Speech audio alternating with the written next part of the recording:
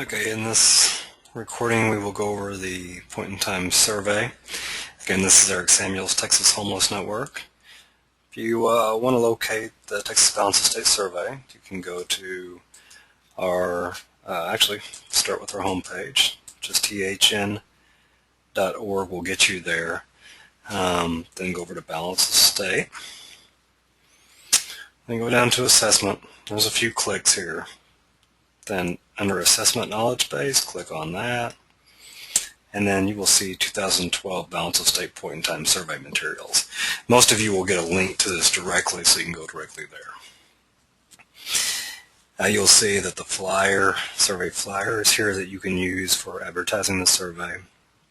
Click on that real fast. This is what it looks like.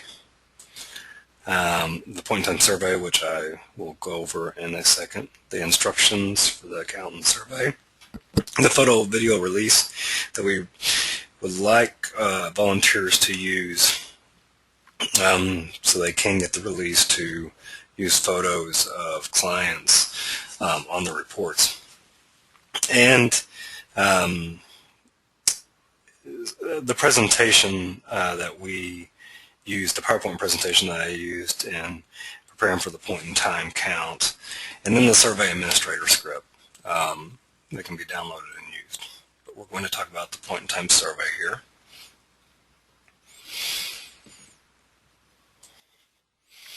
Okay, this survey is very similar to the surveys in the past. We've only changed really a very few questions, so if you've done a survey in the past, you're familiar with it. First of all, it's called Everyone Counts this year, and it's going to be on January 26th. And then just like last year, we need a name of the person completing the survey, the city in which they did it. This year we're asking for a street address or the approximate address where the survey is being conducted. We're doing this because we would like to produce GIS reports with this data, so we can produce even more detailed reports for you. Now, number one, this checkbox, this is used for situations that may be too dangerous, or if a person chooses not to take the survey. We want, in those cases, we want the volunteer to check the box and then try to fill out questions 4, which is gender, 5, which is race, and 8 to the best of their ability. 8 would be the number of people with them. So this would especially come into play if it's a mother with children. She doesn't want to take the survey. You're able to count her and the children and get there. Well, at least get the mother's race and gender. We need the last 4 digits of the Social Security number if they're willing to give it. They don't have to give it. They don't have to answer any of these questions. The birth date, this determines their age. Then where they spent last night, which would be January 25th for this survey, as they can only choose one. So go through the list for them and ask them which one is most appropriate. You're going to fill out the survey for them. So the survey will be administered to those that are in homeless situations. Gender, race, these are all common questions, and just so everyone knows, these are in the format that HUD requires that they be in. So this is why we have transgender male to female and transgender female to male. And the race, this is why we have the racial categories we have. Same with ethnicity. Race and ethnicity are not the same thing. It's very confusing to a lot of folks, but they are not the same thing, at least with HUD's record keeping. Number 8, we want people to list the number of people that are with them. And this is especially important for kids, single parents with kids, because kids aren't really supposed to take this survey, so the adult should take the survey on their behalf and complete information on them. But if you have couples that are together and only one member decides to take the survey, then they can account for the other adult here. And then with the children, that's the number of children and their ages and sexes. Now, number 9, we're asking more questions about the children. We're asking if they're enrolled in school, and if so, does someone help them with the enrollment paperwork? And what we're really trying to do there is get a handle on how well people are being helped, or homeless students are being helped when they go into local school districts. And we ask what kind of services the children need. Now 11 through 13 are all questions about military service and veteran status. And these questions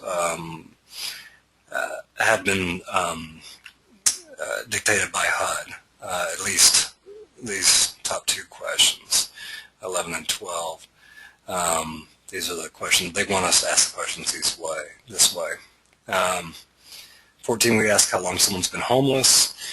And the reason we ask it like this is we're really trying to get a very detailed account of their length of homelessness, and determine if what percentage have been homeless for a week or less, because that's very important when we're producing an annualized estimate.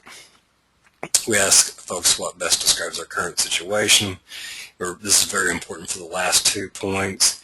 At least 4 separate episodes of homelessness in the past 3 years, and continuously homeless for a year or more, plus having a disabling condition, makes someone chronically homeless. We ask questions about their duration of homelessness, their frequency of homelessness, how old they were when they first became homeless, where they were living. Most often people are living in the place that before they became homeless, and oftentimes it's the city that they were born in. So this idea of people going to where the shelter and services is doesn't always play out. We ask people why they became homeless and why they remain homeless. And on these questions, like others that will come after this, they can check all that apply, because there are a multitude of reasons why people become homeless. It's typically not just one reason. We ask folks what their housing needs are and what they're receiving, and they may need what they are receiving, or they may need transitional housing and be receiving emergency shelter. It really just depends on that individual. We ask about their educational attainment, if they're able to work, their job status, and if they are working, how many hours. If they're not working, how long have they been unemployed, and why they aren't. And if they are working, what are they making, and where are they getting support, or where are they getting support, work or not.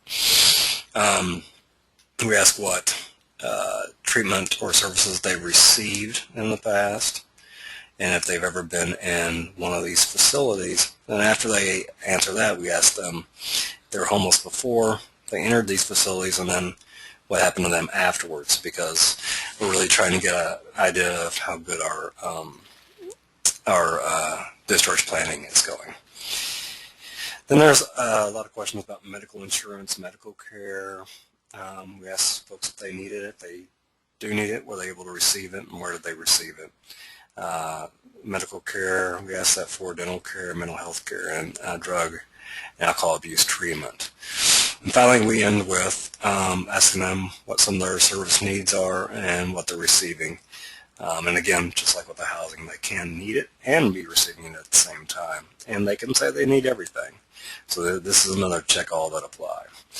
It's important when you're going through this survey just to make sure to understand how the survey flows, what questions will cue you to skip a couple of questions after that, depending on what a person answers, and just get an idea of how the questions flow, because it will make your survey administration much easier.